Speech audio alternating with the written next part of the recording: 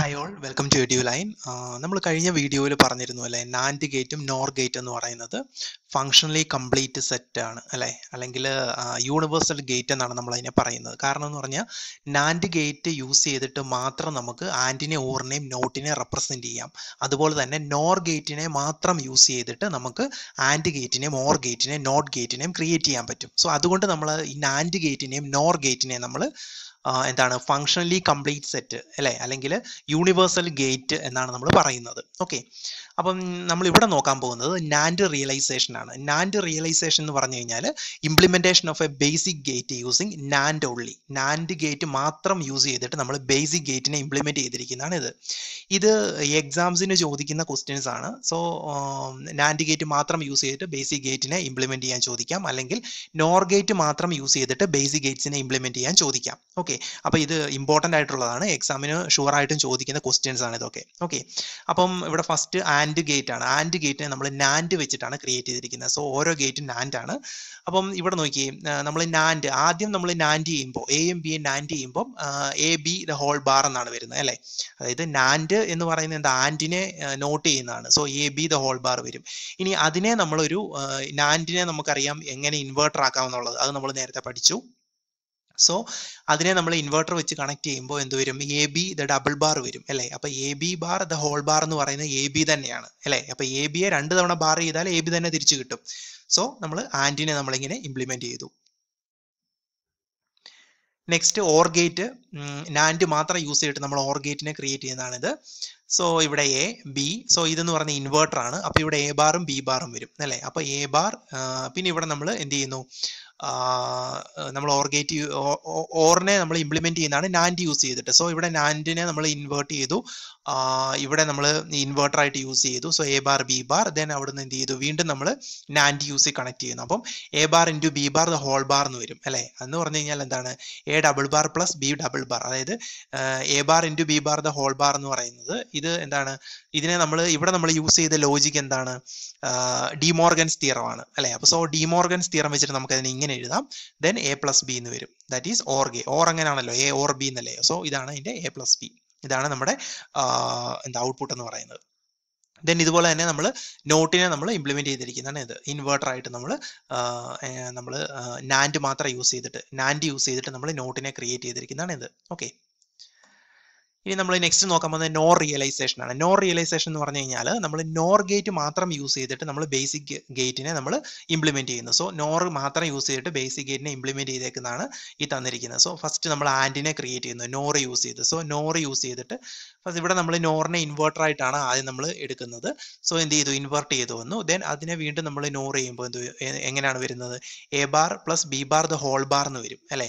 That is equal to A double bar into B double bar എന്ന് വരും അല്ലേ. അതായത് ഇവിടെ നമ്മൾ യൂസ് ചെയ്തേക്കുന്ന ഡിമോർഗൻസ് തിയറം ആണ് അല്ലേ. A plus B the whole bar is equal to A bar into B bar എന്നാണ് നമ്മുടെ ഡിമോർഗൻസ് തിയറം. സോ ഇവിടെ ഇങ്ങനെ വന്നിരിക്കുന്നത് A plus B the whole bar എന്നാണ്. അതായത് എയുടെ പൊസിഷനിൽ എ ബാർ വരും, ബിയുടെ പൊസിഷനിൽ ബി ബാർ വരും. സോ എ പ്ലസ് ബി എന്ന് വരും അല്ലേ. ഇത് രണ്ടും ഇതാണ് എ പ്ലസ് ബി, ദെൻ മുകളിലുള്ള ഒരു ബാർ അതാണ് whole bar. So A plus B the whole bar equal to A bar into B bar എന്ന് വരും. Okay, that is equal to A B എന്ന് വന്നു. ദെൻ ഇത് നമ്മൾ നോർ ഗേറ്റ് മാത്രം യൂസ് ചെയ്തിട്ട് ഓറിനെ ഇംപ്ലിമെന്റ് ചെയ്തേക്കുന്നതാണ് ഈ കാണിച്ചിരിക്കുന്നത്. ഓക്കെ, അപ്പൊ ഇവിടെ നമ്മൾ നോർ ഗേറ്റ് യൂസ് ചെയ്തു. So A plus B the whole bar എന്ന് വന്നു അല്ലെ.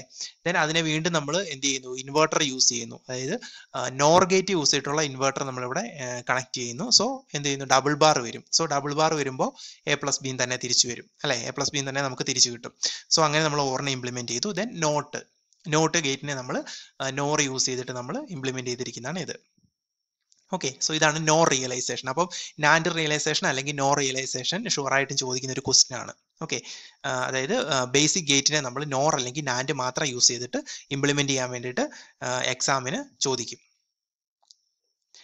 ഇനി നമ്മൾ നെക്സ്റ്റ് നമ്മൾ നോക്കാൻ പോകുന്നത് ഒരു സിമ്പിൾ ടെക്നിക്കാണ്. അതായത് ബൈനറി നമ്പേഴ്സിനെ എങ്ങനെ നമുക്ക് എഴുതാൻ പറ്റും, എളുപ്പത്തിൽ എഴുതാൻ പറ്റും. ഓക്കെ, ഇപ്പം എക്സാമിൻ്റെ സമയത്തൊക്കെ ആകുമ്പോഴത്തേക്കിന് നമ്മൾ ബൈനറി നമ്പേഴ്സ് നമ്മൾ സാധാരണ നമ്മുടെ ഡെസിമൽ നമ്പേഴ്സ് അതിൻ്റെ ഇക്വലൻ്റ് ബൈനറി നമ്പർ എന്താണെന്നുള്ളത് നമ്മൾ ചിലപ്പോൾ കൺഫ്യൂഷൻ വരാം അല്ലേ.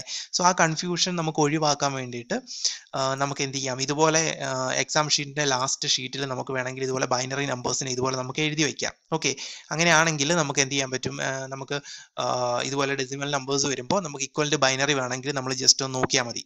അല്ലെ. അല്ലെങ്കിൽ ആ ടൈമിൽ നമ്മൾ കണ്ടുപിടിക്കാൻ നോക്കി കഴിഞ്ഞ് കഴിഞ്ഞാൽ നമുക്ക് മേ ബി അത് തെറ്റിപ്പോകാം, അങ്ങനെയൊക്കെ സംഭവിക്കാം അല്ലെ. അപ്പൊ അത് നമ്മൾ ഒഴിവാക്കാൻ വേണ്ടി നമുക്ക് ഓൾറെഡി നമുക്ക് ബൈനറി നമ്പേഴ്സ് നമുക്ക് എന്ത് ചെയ്യാം, decimal number equal to binary numbers നമ്മൾ 15 വരെ 0 to 15 വരെ, അതായത് 16 നമ്പേഴ്സ് നമുക്ക് എഴുതി വെക്കാൻ പറ്റും.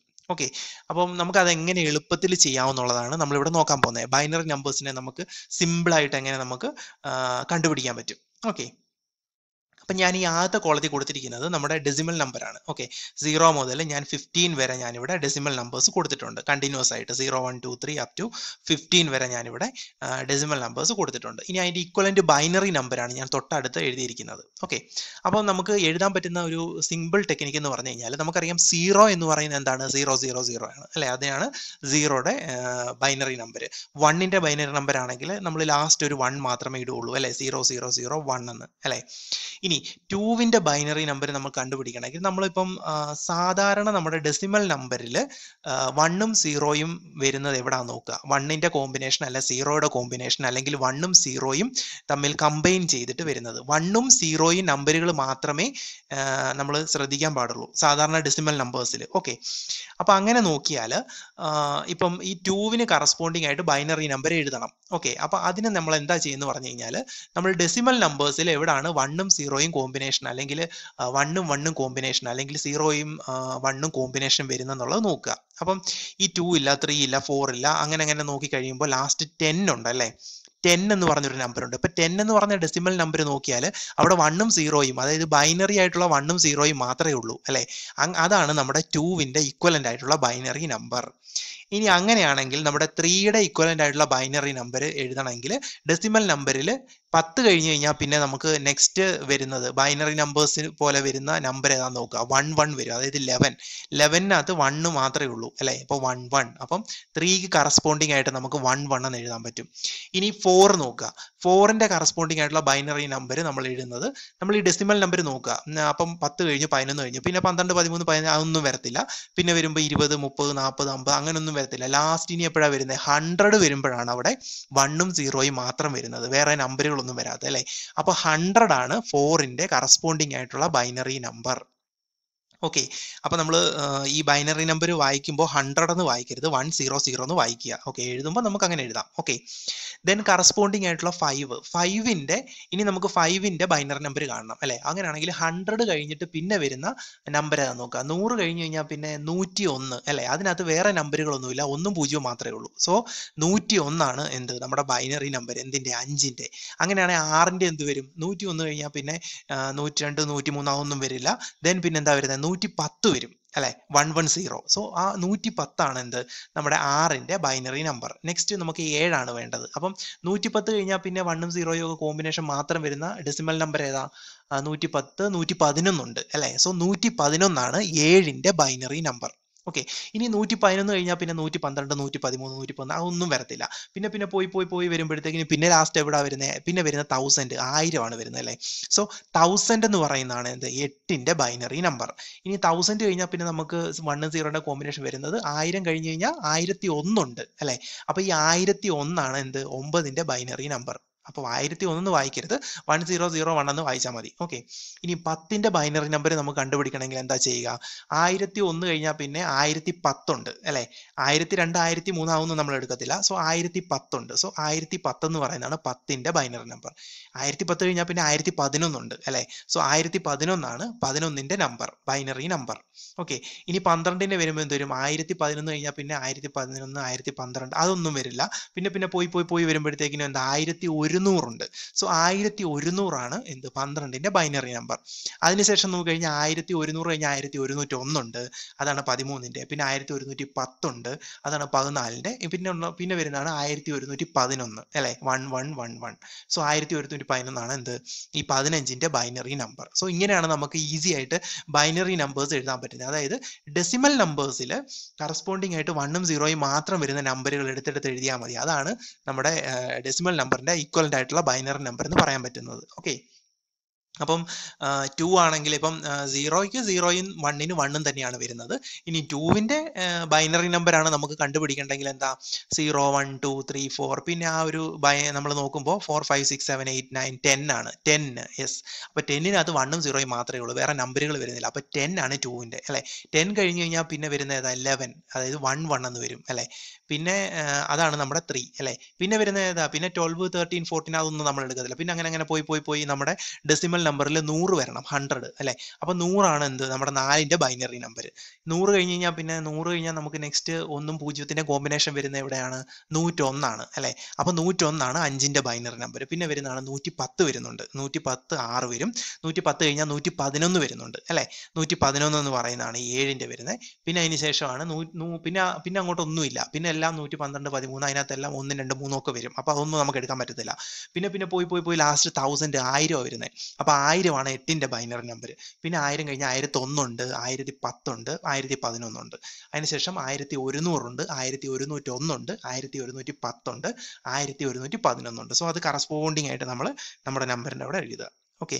സോ ഇങ്ങനെയാണ് നമുക്ക് ഈസി ആയിട്ട് നമുക്ക് ഡെസിമൽ നമ്പറിന്റെ ബൈനറി നമ്പർ എഴുതാൻ പറ്റുന്നത്. സോ ആ ഓർഡർ നമ്മൾ നമ്മുടെ സാധാരണ ഡെസിമൽ നമ്പറിൽ 1ഉം 0ഉം മാത്രം വരുന്നതിന്റെ കോമ്പിനേഷൻ മാത്രം എടുത്ത് നമ്മൾ ഡയറക്റ്റ് ആയിട്ട് എഴുതിയാൽ മതി. ഓക്കെ.